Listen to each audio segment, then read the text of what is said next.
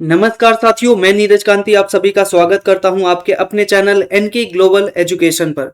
साथियों, इस वीडियो में हम देखने वाले हैं NCERT class 6 chapter number 9 whittle villages thriving towns.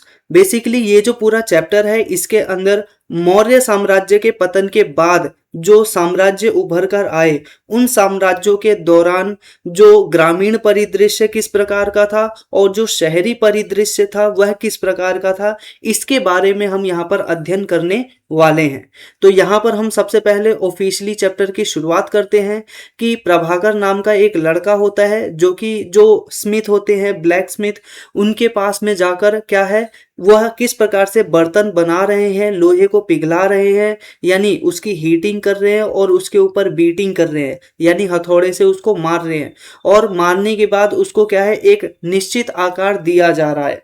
तो उसको ये जो पूरा का पूरा प्रोसेस है देखने में बहुत ही ज्यादा फैसिनेटिंग लग रहा है, बहुत ही ज्यादा आकर्षक लग रहा है।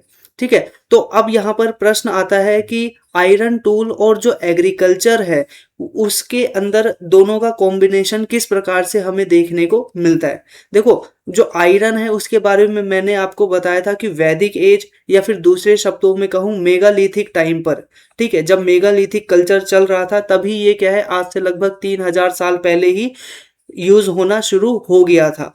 लेकिन बाद में क्या है कि ये जो लोहे के टूल्स हैं उनका बड़े पैमाने पर यूज किया जाने लग गया आज से लगभग 2500 साल पहले। इसके माध्यम से अब क्या किया गया, बड़े पैमाने पर जो फॉरेस्ट है उसको क्लियर किया गया औजार बनाकर और इसी के साथ आयरन का टूल बनाकर क्या किया, जंगल का सफाया किया और इसी के साथ खेती के अंदर भी प्लाव का यूज किया जाने लग गया जो कि आयरन से निर्मित हुआ करता था, जिसकी वजह से हमें एग्रीकल्चर के अंदर बहुत ज्यादा प्रोडक्शन देखने को मिलता है। साथियों, ऐसा नहीं है कि सिर्फ आयरन टूल की वजह से ही हमें बड़े पैमाने पर जो प्रोडक्शन है उसमें इंक्रीमेंट देखने को मिलता है, बल्कि यहाँ पर इरिगेशन सिस्टम को भी डेवलप किया गया था। नए औजारों के साथ साथ क्या किया था हमने, जो ट्रांसप्लांटेशन है पैडी का वो भी हमने स्टार्ट किया था जो कि हम छठे चैप्टर में पढ़ चुके हैं। अब इरिगेशन के लिए बहुत सारे मेथड का यूज किया जाता था जैसे कि कैनाल्स, वेल्स, टैंक और आर्टिफिशियल जो लेक्स हैं उन सभी का निर्माण किया जाता था या फिर यूज किया जाता था। इसी तरह से अगर हम उस समय के औजार देखें तो आप यहाँ पर इमेज के अंदर कुछ औजारों को देख सकते हो जो कि आयरन के द्वारा निर्मित हैं। इसमें सीकल, टोंग और एक्स यहाँ पर हमें प्रमुख रूप से नजर आते हैं। इसी के साथ यहाँ पर क्या है, एक फिलिंग द ब्लैंक्स करने के लिए आपको ये एक्टिविटी दी गई है। आप इसके अंदर ये जो बेसिकली पॉइंट है उसको फिल कर सकते हैं। तो यहाँ पर आता है किंग नीड्स मनी। मैंने आपको पहले के चैप्टर में बताया था कि राजाओं को क्या था, पैसों की जरूरत थी। क्यों? क्योंकि वो अपनी बड़ी बड़ी आर्मी रख रहे हैं, बड़े बड़े पैलेसेस यानी महलों का निर्माण कर रहे हैं, फोर्ट का यानी किलों का निर्माण कर रहे हैं। तो इस वजह से क्या है, उनको बड़े पैमाने पर पैसों की जरूरत थी। तो इसके लिए यह जरूरी था कि वह लोगों के ऊपर ज्यादा टैक्स लगाएं, ज्यादा पैसे प्राप्त करने के लिए। और निश्चित रूप से उस समय पर ज्यादातर जो टैक्स है वो किसानों से लिया जाता था। अब किसान से अगर टैक्स लेना है तो इस वजह से हमें देखना पड़ेगा कि जो फार्मर्स हैं उनका प्रोडक्शन इंक्रीज होना चाहिए ताकि वह सरकार को और ज्यादा टैक्स दे पाए। इसी के साथ साथ हमें देखने को मिलता है कि इरिगेशन सिस्टम को डेवलप करना इस वजह से बहुत ही ज़्यादा ज़रूरी हो गया था। अब जैसे ही इरिगेशन सिस्टम डेवलप हुआ तो जो शासक हैं बेसिकली इसके लिए उन्होंने बड़े पैमाने पर जो किसान हैं उनको कर्जा प्रोवाइड किया, पैसा प्रोवाइड किया और जो इरिगेशन के प्लान हैं वह डेवलप कराए। इसी के साथ हमें यहाँ पर देखने को मिलता है कि बड़े पैमाने पर जो शासक हैं उनके द्वारा एक प्रकार से लेबर भी प्रोवाइड कराया गया।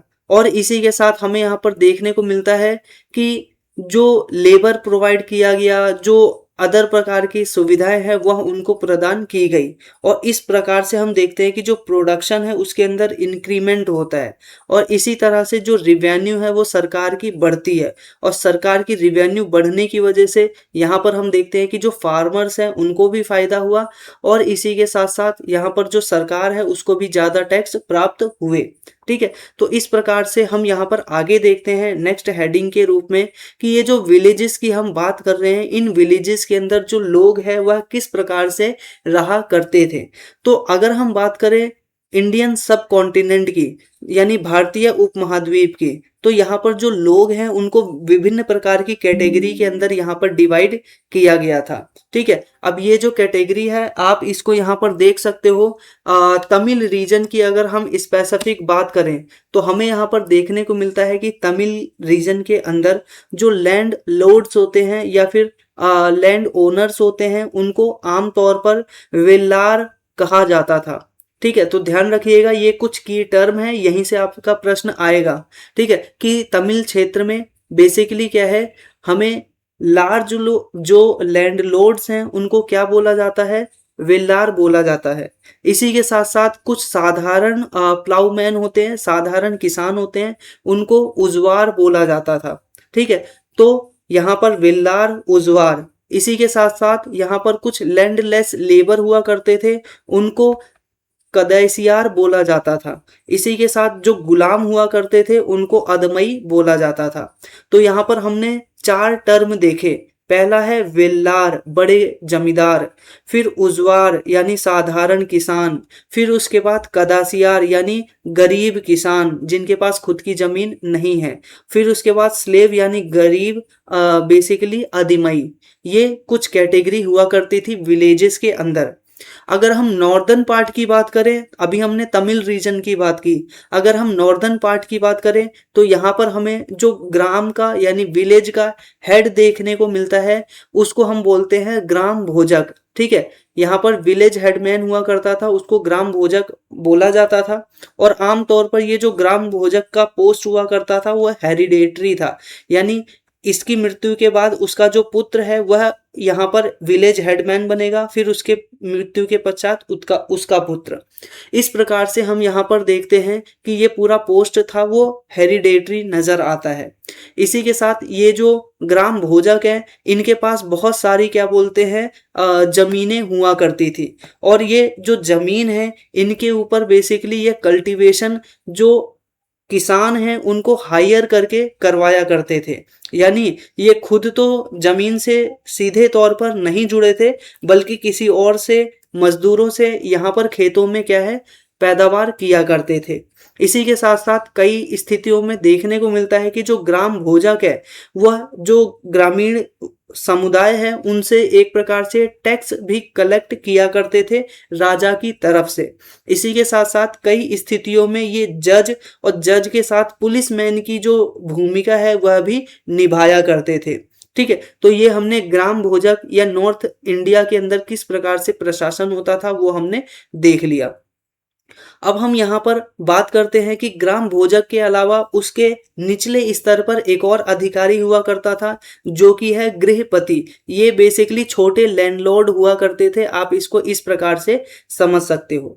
फिर इनके नीचे भी क्या होता है, बहुत सारे मजदूर किसान आते हैं जिनको बोला जाता है दास, या फिर इनको कर्मकार भी बोला जाता है, या फिर कम्मकार बोला जाता है। ठीक है, ये एक ऐसे किसान या फिर मजदूर हुआ करते थे जिनके पास अपनी कोई जमीन नहीं हुआ करती थी। इसी के साथ साथ हमें यहाँ पर विलेजेस के अंदर बहुत तरह के काम करने वाले लोग भी देखने को मिलते हैं, जैसे कि ब्लैक स्मिथ जो कि एक प्रकार से लोहे को सामान बनाने का काम करता है। इसी के साथ पोटर यानी जो मिट्टी के बर्तन बनाता है, कारपेंटर यानी जो लकड़ी के दरवाजों और अन्य प्रकार की चीजों का निर्माण करता है, वीवर यानी बुनकर जो कि मेज के अलावा अन्य प्रकार की जो बुनकर से संबंधित कार्य हैं जैसे डलिया और इसी से कपड़े, इन सभी चीजों को बुनने का काम ये लोग किया करते थे। ठीक है, तो ये हमने डिटेल में देख लिया कि किस प्रकार से हमें पूरा विलेज की स्थिति नजर आती है।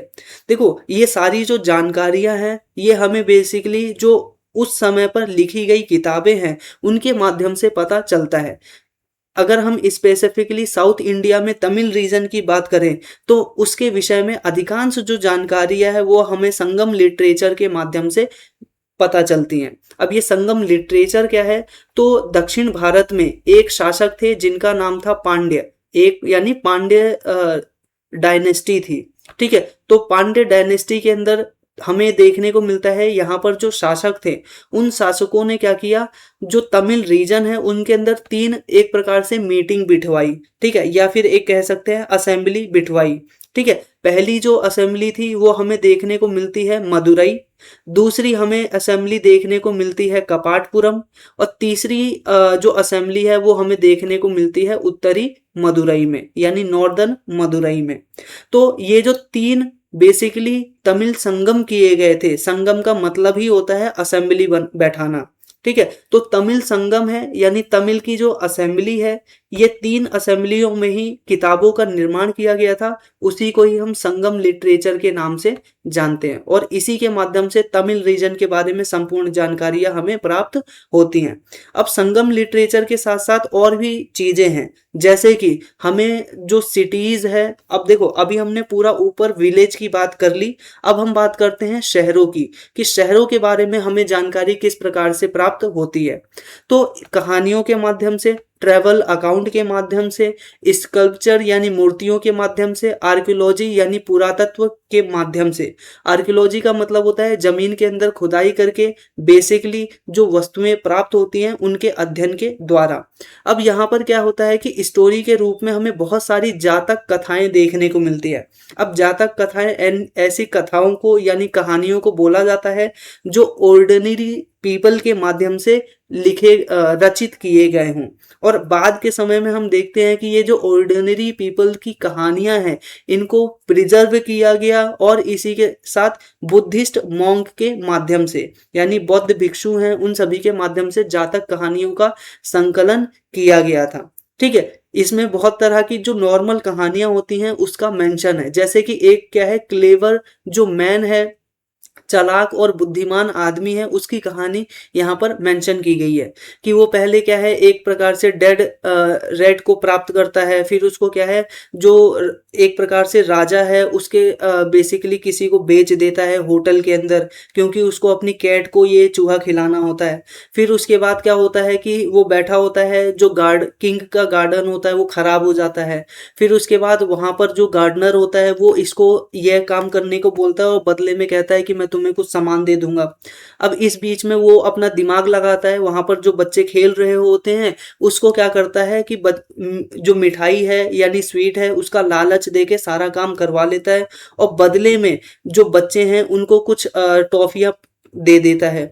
अब इसके बाद क्या होता है कि जो किंग का एक प्रकार से पोटर है, पोटर यानी मिट्टी के बर्तन बनाने वाला, वो बेसिकली आता है और उसको फ्यूल के लिए लकड़ियां चाहिए होती है, और बच्चों से जो भी उसने लकड़ियां इकट्ठी करवाई, ये पूरा गार्डन साफ करा के उसको क्या है वो बेच देता है। फिर इस प्रकार से और आगे जाता है, जो पोटर होता है उसको एक वो दे देता है, क्या बोलते हैं, जार।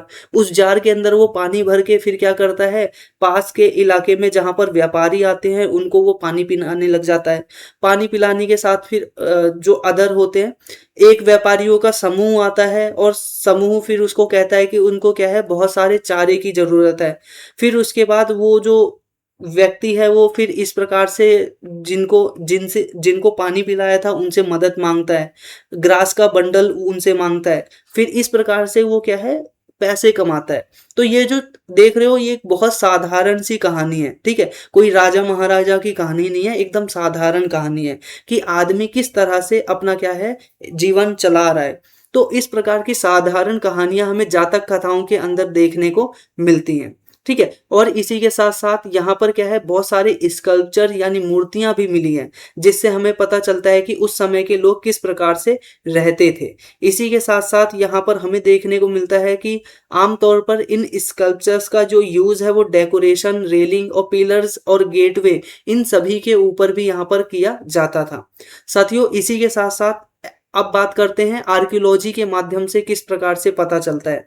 अब आर्कियोलॉजी का मतलब मैंने बताया जमीन के अंदर खुदाई करके। तो देखो जमीन के अंदर इस प्रकार से खुदाई की गई। अब जमीन के अंदर आप ये देख रहे हो बड़ा सा क्या है, टैंकी टाइप में आपको दिख रहा है। अब ये जो बेसिकली कैनाल है वो आप यहाँ पर देख सकते हो, जिसको यहाँ पर बोला जा रहा है रिंग वेल, जो कि दिल्ली से हमें प्राप्त हुआ है। ठीक है, तो ये रिंग वेल से पता चलता है कि संभवतः वहाँ के जो लोग हैं वो पानी को किस प्रकार से संरक्षित किया गया जाए, या फिर पानी को जमीन से किस प्रकार से निकाला जाए, कुएं के रूप में इन सभी का यूज किया जाता होगा। ठीक है, तो ये हमने डिटेल में बात कर ली। इसी के साथ साथ हमें यहाँ पर देखने को मिलता है स्कल्पचर के रूप में सांची के जो स्तूप है, जो कि मध्य प्रदेश के अंदर अवस्थित है, जिसके बारे में पहले की वीडियो में हमने बात कर रखा है, जहां पर यहाँ पर हमें देखने को मिलता है बौद्ध धर्म के स्तूपों का निर्माण किया गया है। अब ये जो बेसिकली स्तूप है वो वुड, ब्रिक, स्टोन इन सभी के माध्यम से बनाए जाते थे, और इनकी रेलिंग के ऊपर इस प्रकार के आप यहाँ पर चित्र देख सकते हो। अब देखो, इन चित्रों के माध्यम से आपको बहुत सारी चीजें पता चल रही हैं कि लोग किस किस तरह की गतिविधि कर रहे हैं, लोग किस किस तरह के जानवरों को अपने पास में रखा करते थे। यहाँ पर आप पालकी देख सकते हो, यहाँ पर आप नाव देख सकते हो, यहाँ पर आप हाथी देख सकते हो। ठीक है, और भी अन्य प्रकार की चीजें आप यहाँ पर देख सकते हैं। ठीक है, जिससे पता चलता है कि संभवतः इस प्रकार का जो जीवन है वो लोगों का रहा होगा।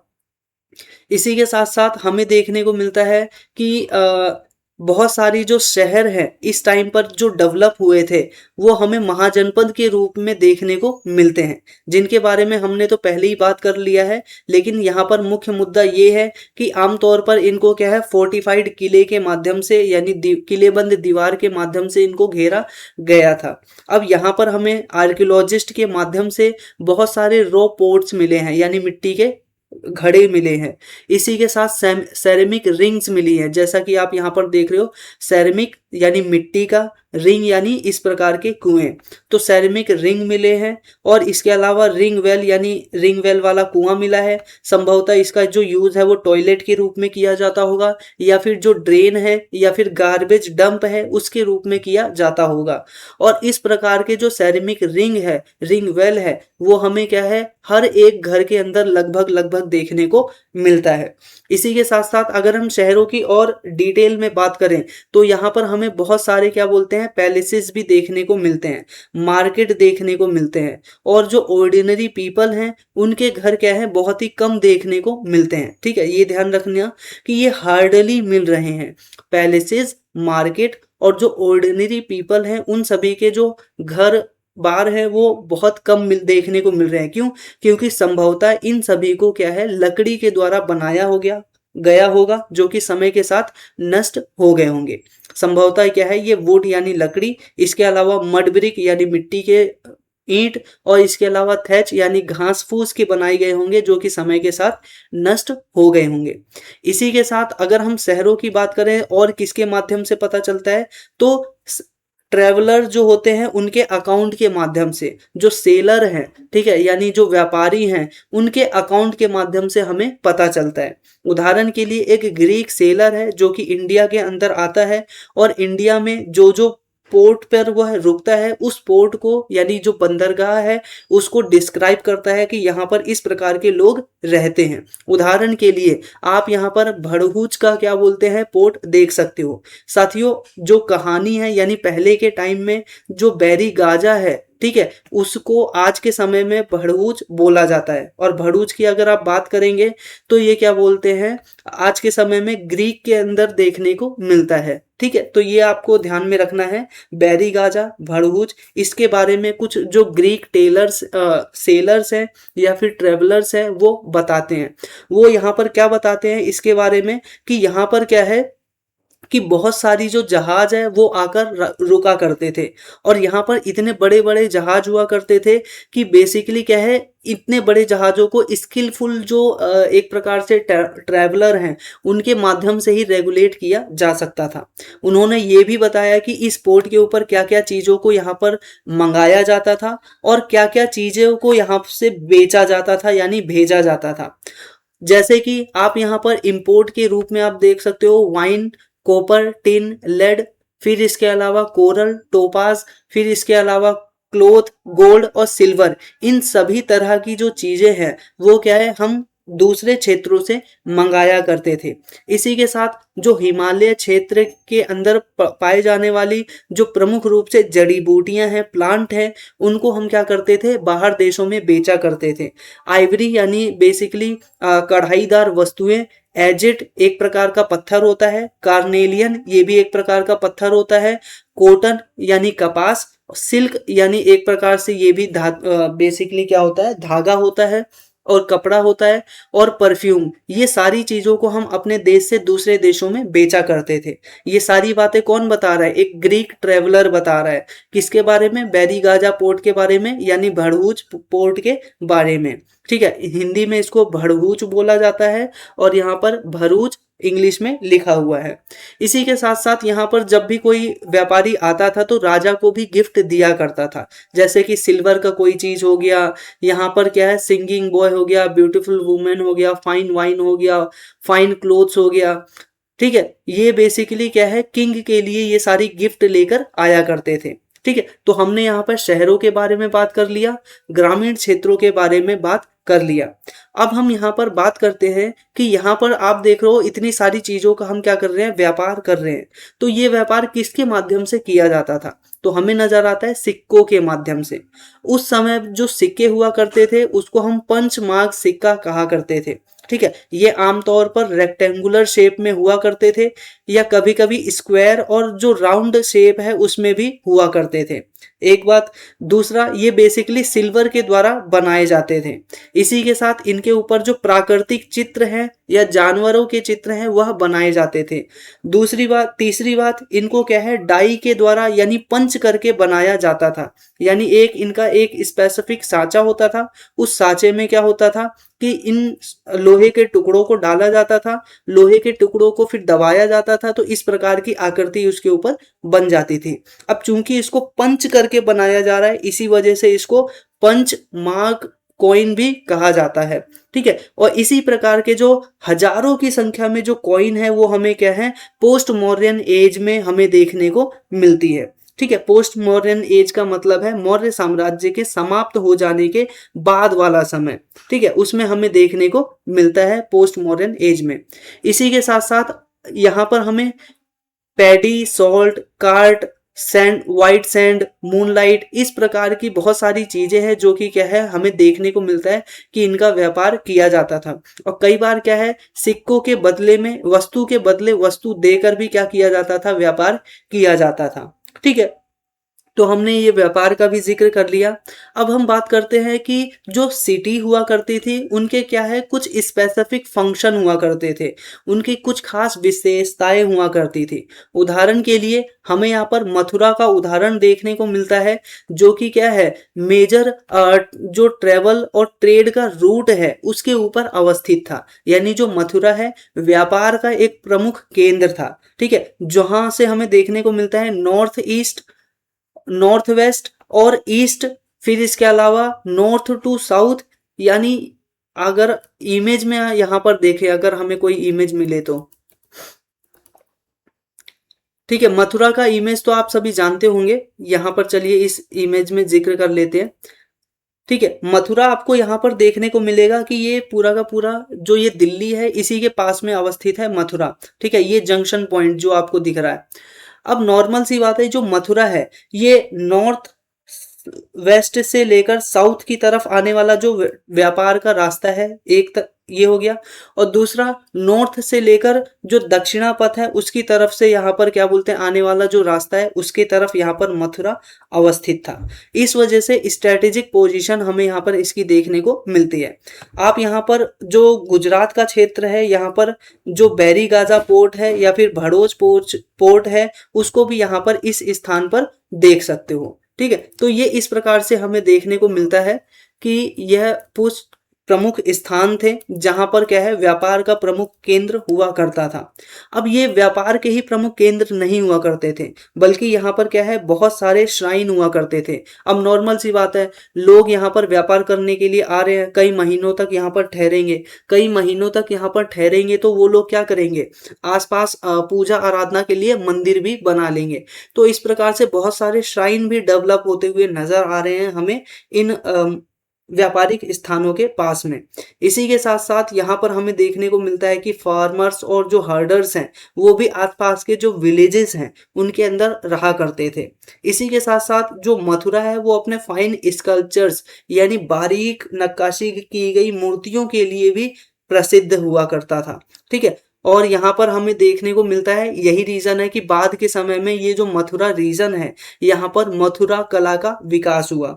ठीक है, इसी के साथ साथ यहाँ पर मथुरा ये वही स्थान है जब बाद के समय में क्या होता है, कुषाणों की राजधानी भी बनती है। ठीक है, कुषाणों की जो सेकंड कैपिटल है यानी दूसरी राजधानी है वो मथुरा के रूप में ही हमें देखने को मिलता है। इसी के साथ साथ यहाँ पर क्या है, बुद्धिस्ट श्राइन देखने को मिलते हैं, मोनेस्ट्रीज देखने को मिलती है, जैन की जो श्राइन होती हैं वो देखने को मिलता है बड़े पैमाने पर। ठीक है, और इसी के साथ साथ यहाँ पर जो कृष्ण भक्ति है वो अभी हमें बड़े पैमाने पर देखने को मिलती है। मथुरा का नाम आपने सुना ही होगा, मथुरा के अंदर मथुरा वृंदावन ये पूरा का पूरा जो स्थान है ये कृष्ण भक्ति के लिए ही फेमस है। अब ये फेमस क्यों हुआ, क्योंकि यहाँ पर बहुत सारे व्यापारी आने लग गए। व्यापारी आ रहे हैं अपने साथ अपनी धार्मिक भावनाओं के लिए मंदिरों का निर्माण कर रहे हैं बड़े बड़े। अब ज्यादा पैसा है तो ज्यादा बड़े मंदिर का निर्माण होगा। अब इसी वजह से हमें देखने को मिलता है कि ये धर्म का भी एक बहुत अच्छा सेंटर बनकर उभरा। इसी के साथ साथ यहाँ पर हमें देखने को मिलता है कि बहुत सारे जो इंस्क्रिप्शंस हैं, ठीक है, वो इन यहाँ की जो मंदिर की मूर्तियां हैं और इसी के साथ जो स्लैब्स हैं और जो अन्य प्रकार के स्टोन हैं उनके ऊपर इंस्क्रिप्शन भी खुदे हुए हमें देखने को मिलते हैं। ठीक है, अब आमतौर पर ये जितने भी इंस्क्रिप्शन है वो पुरुषों के द्वारा बनाया जाता था मोनेस्ट्री और श्राइन को जो दान दिए गए हैं उनके याद के संदर्भ में। इसी के साथ हम यहाँ पर आगे देखते हैं कि इन इंस्क्रिप्शन से हमें मथुरा के और भी अन्य कारीगरों के बारे में जानकारी प्राप्त होती है, जैसे कि गोल्ड स्मिथ यानी सुनार, ब्लैक स्मिथ लोहार, वीवर्स बास्केट मेकर, क्या बोलते हैं गार्लैंड मेकर, इसके अलावा परफ्यूम मेकर, ये सभी के सभी क्या है प्रोफेशंस हमें यहाँ पर देखने को मिलते हैं। ठीक है, हमने व्यापार की बात कर ली, इसी के साथ बेसिकली स्कल्पचर और कला ट्रेड इन सब की बात कर ली। अब हम यहाँ पर बात करते हैं, अपना नेक्स्ट हेडिंग है क्राफ्ट और क्राफ्ट पर्सन। यानी यहाँ पर हम क्या देखते हैं कि कारीगरी किस प्रकार की हुआ करती थी और कारीगर किस प्रकार से रहा करते थे। तो यहाँ पर सबसे पहले यहाँ पर बड़े पैमाने पर जो पोट्री है यानी मिट्टी के बर्तन है उनका निर्माण देखने को मिलता है। ठीक है, पोस्ट मॉडर्न एज के अंदर। ठीक है, अब यहाँ पर इस टाइम पर जो बर्तन बनाए जा रहे हैं मिट्टी के बर्तन उनको हम बोलते हैं नॉर्दर्न ब्लैक पॉलिश्ड वेयर यानी NBPW। अब नॉर्मल सी बात है, नॉर्थ इंडिया के अंदर पाए जा रहे हैं इसी वजह से इसको बोला जा रहा है नॉर्दर्न। ब्लैक कलर का है इस वजह से इसको बोला जा रहा है ब्लैक। पॉलिश्ड किया हुआ है इस वजह से इसको बोला जा रहा है पॉलिश्ड। फिर इसके अलावा वेयर, वेयर का मतलब होता है मटका। तो यानी नॉर्दर्न ब्लैक पॉलिश्ड वेयर का मतलब हो गया नॉर्थ में पाए जाने वाले काले रंग का चमकदार मिट्टी का बर्तन। ठीक है, तो यहाँ पर आप इसका पूरा फीचर देख सकते हो। इसकी सरफेस जो होती है बहुत ही ज्यादा शाइनी होती है, ब्लैक कलर की होती है। अब देखो इसी के साथ साथ हमें यहाँ पर और भी बहुत सारी चीजें देखने को मिलती है। ठीक है, जैसे यहाँ पर हमें क्लोथ का मैन्युफैक्चरिंग भी देखने को मिलता है। ठीक है, जैसे कि अगर आप देखोगे वाराणसी नॉर्थ इंडिया के अंदर ये कपड़ों के लिए बहुत ज्यादा फेमस था। इसके अलावा अगर आप मदुरई के अंदर जाओगे साउथ इंडिया के अंदर तो ये भी क्या है कपड़ों के लिए बहुत ही ज्यादा फेमस था। ठीक है, इसी के साथ साथ यहाँ पर हमें बहुत सारे श्राइन देखने को मिलते हैं। श्राइन का मतलब पूजा स्थल। ठीक है, अब यहाँ पर हमें देखने को मिलता है कि ट्रेनिंग श्राइन नहीं है, ये श्रेणी है। ठीक है, अब बेसिकली क्या होता है कि इस प्रकार से बहुत सारे कपड़ों का और विभिन्न प्रकार की चीजों का हम क्या कर रहे हैं उत्पादन कर रहे हैं। और उत्पादन करने के लिए हम कभी कभी क्या करते हैं एक खास चीज का एक ग्रुप बना लेते हैं, यानी व्यापारियों का क्या कर लेते हैं समूह बना लेते हैं। क्राफ्ट पर्सन और द मर्चेंट, ठीक है, उनका जो एसोसिएशन होता है उसी को हम बोलते हैं श्रेणी। ठीक है, और हिंदी में इसको क्या बोला जाता है बेसिकली श्रेणी ही बोला जाता है। ठीक है, अब हम यहाँ पर बात करते हैं कि ये जो श्रेणी है इसकी प्रमुख रूप से उपयोगिता क्या हुआ करती थी, क्या काम किया करती थी। तो जो व्यापारियों का समूह है वो बेसिकली जो लोग हैं उनको ट्रेनिंग प्रोवाइड करा करते थे, रॉ मटेरियल है उसके ऊपर कंट्रोल किया करते थे, और जो फिनिश्ड प्रोडक्ट है उसको कंट्रोल किया करते थे, डिस्ट्रीब्यूट किया करते थे, किसका क्या रेट होने वाला है यह सब डिसाइड किया करते थे। श्रेणी के माध्यम से ये सारी चीजें हुआ करती है। अब इसी के साथ साथ ये जो श्रेणी है एक बैंकर के रूप में भी काम किया करती थी, जहां पर जो लोग हैं वो अपना डिपॉजिट रख भी सकते हैं और इसी के साथ लोन भी ले सकते हैं। ठीक है, इसी के साथ यहाँ पर हम आगे देखते हैं कि यहाँ पर क्या है, जो क्राफ्ट पर्सन्स हैं उनसे संबंधित क्या है नियम भी हुआ करते थे। ठीक है, जैसा कि आप यहाँ पर देख रहे हो कि अर्थशास्त्र के अंदर स्पिनिंग और वीविंग के लिए भी हमें क्या है कुछ नियम दिखाए गए हैं। ठीक है, यहाँ पर क्या है, जो स्पिनिंग और वीविंग यानी कपड़े बुनने और क्या बोलते हैं उनके ऊपर कढ़ाई करने का जो कार्य है वो उसके संदर्भ में नियम हमें देखने को मिलते हैं। आमतौर पर इसको जो लोग हैं वो वर्कशॉप के अंदर जाकर भी कर सकते थे और घरों पर बैठ के भी कर सकते हैं। और साधारणतः जो विडोज हुआ करती थी या फिर डिफरेंटली एबल जो पर्सन हुआ करते थे, नन यानी जो भिक्षुणी महिलाएं हैं, मदर ऑफ क्या बोलते हैं कॉर्टिजान्स, इसके अलावा रिटायर्ड वुमेन, ये जितने भी लोग हैं यह सभी इस प्रोफेशन में हमें देखने को मिलते हैं। जो आमतौर पर जो वूल होता है, वूल यानी बेसिकली ऊन, बार्क यानी छाल, इसके अलावा कॉटन, हेम्प और फ्लेक्स, इन सभी के द्वारा क्या करते हैं ये कपड़ों का निर्माण किया करते थे। ठीक है, इसी के साथ साथ यहाँ पर क्या है कि ऐसी महिलाएं जिनको घर से बाहर जाने की इजाजत नहीं थी वो अभी क्या है किसी से सामान मंगा के घर बैठे काम कर सकती थी। ऐसी महिलाएं जो वर्कशॉप पर जा सकती थी वो भी क्या है इस प्रकार के काम करती थी। लेकिन यहाँ नियम भी बहुत तगड़े हुआ करते थे कि जो सुपरिटेंडेंट हुआ करता था अगर वो महिलाओं के साथ बदतमीजी करता है तो उसको पनिश भी किया जा सकता था। इस प्रकार का जो नियम है देखने को मिलता है। ठीक है, इसी के साथ साथ यहाँ पर क्या है महिलाओं के लिए भी नियम हुआ करता था कि अगर वो अपना काम ठीक ढंग से नहीं करती हैं तो उनको सजा दिया जा सकता है, सजा के रूप में उनको फाइन दिया जा सकता है। फाइन देने के साथ साथ कई स्थितियों में उनका अंगूठा भी काटा जा सकता था। ठीक है, तो इस प्रकार का पूरा कठोर नियम हमें इस समाज के अंदर देखने को मिलते हैं। ठीक है, तो यहाँ पे हमने डिटेल में बात कर लिया क्राफ्ट एसोसिएशन और श्रेणी से संबंधित बेसिकली जो नियम थे वो किस प्रकार के हुआ करते थे। अब हम बात करते हैं एक और यहाँ पर केस स्टडी दिया गया है अरिका मेडू का। अब ये बेसिकली क्या है एक कोस्टल सेटलमेंट है जहां पर जो शिप हैं वो आकर रुका करती थी। ठीक है, अब बहुत दूर दराज के स्थानों से। ठीक है, और ये अपने साथ बहुत सारी जो वस्तुएं हैं उनको लेकर आती थी और यहाँ पर क्या है बहुत बड़े बड़े वेयर हाउस हुआ करते थे, यानी जो शिप में सामान आया है उनको रखने के लिए बड़े बड़े गोदाम हुआ करते थे। ठीक है, अब यहाँ पर किन चीजों का व्यापार हुआ करता था ये आप देख लीजिए। देखो पोट्री यानी मिट्टी के बर्तन का ये व्यापार किया करते थे, और कीमती जो जार होते हैं जैसे कि एम्फोरिया। एम्फोरिया बेसिकली क्या है एक प्रकार का डबल हैंडल वाला जार होता है जो कि बहुत बड़े आकार का होता है। इसके अंदर आमतौर पर लिक्विड जैसी चीज जैसे कि वाइन या फिर जो जैतून का तेल है उसको क्या है रखा जाता था। तो ध्यान रखिएगा एम्फोरा क्या है ये आपसे बार बार एग्जाम में पूछा जाता है। तो एम्फोरा एक प्रकार का क्या है डबल हैंडल जार है जिसके अंदर लिक्विड जैसी चीजों को रखा जाता था।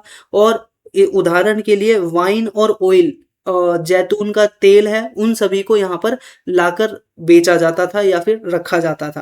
और ये सारा व्यापार हम किससे कर रहे हैं मेडिटेरेनियन रीजन से, यानी जो पूरा मिडल ईस्ट कंट्री है उसके आसपास के क्षेत्रों से।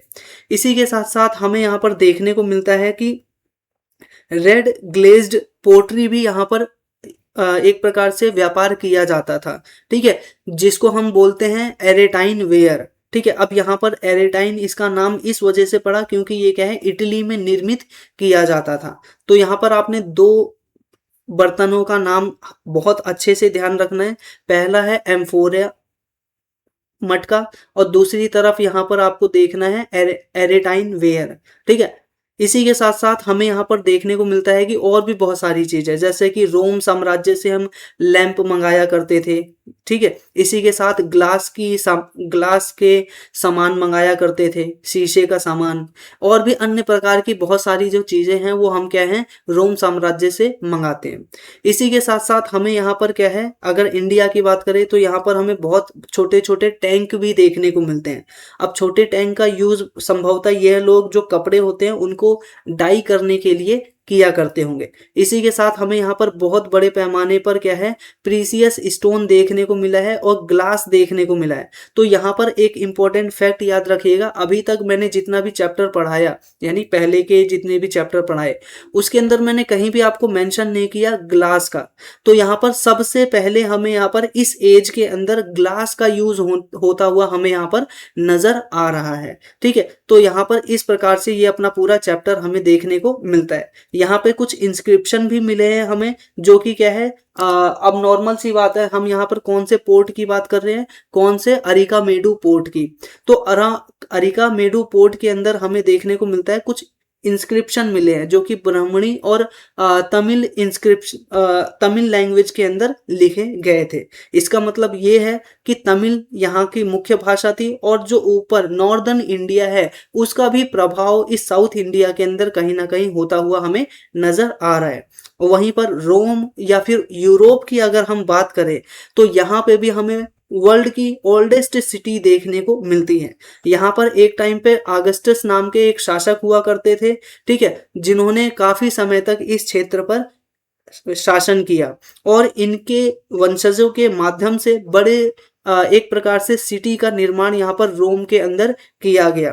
इसी के साथ एक यहाँ पर बड़े बड़े टेम्पल, पैलेसेस, उसके निर्माण किया गया और इसी के साथ साथ हमें यहाँ पर देखने को मिलता है एम्पी थिएटर का भी निर्माण किया।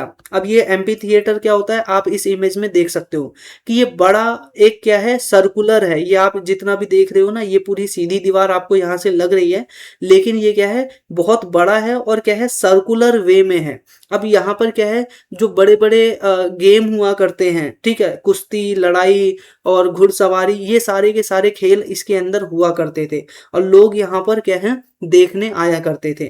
इसी के साथ इन्होंने कैनाल्स भी बनाए, रोड बनाए और बहुत सारी चीजों को यहाँ पर इन शासकों के माध्यम से बनाया गया।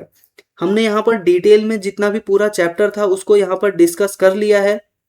ठीक है, यहाँ पर हमने देख लिया कि विलेज और जो टाउन्स होते हैं उनके अंदर क्या चेंज आ रहे हैं और किस प्रकार का उनका स्ट्रक्चर हमें देखने को मिलता है। लास्ट में जाते जाते आपके लिए इंफॉर्मेशन, चैनल से संबंधित और अदर इंफॉर्मेशन के लिए और कुछ फ्री पीडीएफ्स के लिए आप यहाँ पर NK global education Telegram channel को ज्वाइन कर सकते हैं।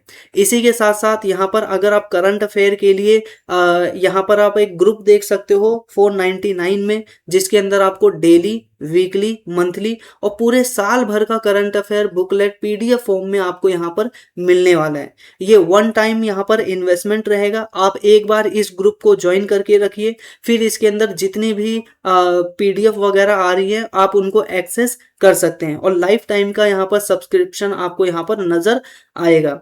ठीक है, और इस ग्रुप से अगर आप जुड़ना चाहते हैं तो सिंपली जो ये फोन नंबर व्हाट्सएप नंबर दिया गया है, इस व्हाट्सएप नंबर पे क्या है, आप कांटेक्ट कर सकते हैं। ठीक है, इसी के मैसेज कीजिएगा। इसी के साथ यहाँ पर हम देखते हैं टेलीग्राम आईडी, यहाँ पर स्कैन करके भी आप कांटेक्ट कर सकते हैं। ठीक है, तो इसी के साथ मुझे उम्मीद है आपको यह वीडियो जरूर पसंद आई होगी। वीडियो अगर पसंद आई है तो वीडियो को लाइक जरूर कर दीजिएगा, चैनल को सब्सक्राइब कर लीजिए। इसी प्रकार से रेगुलर बेस पर वीडियो देखने के लिए मिलते हैं आपसे नेक्स्ट वीडियो में। तब तक के लिए नमस्कार।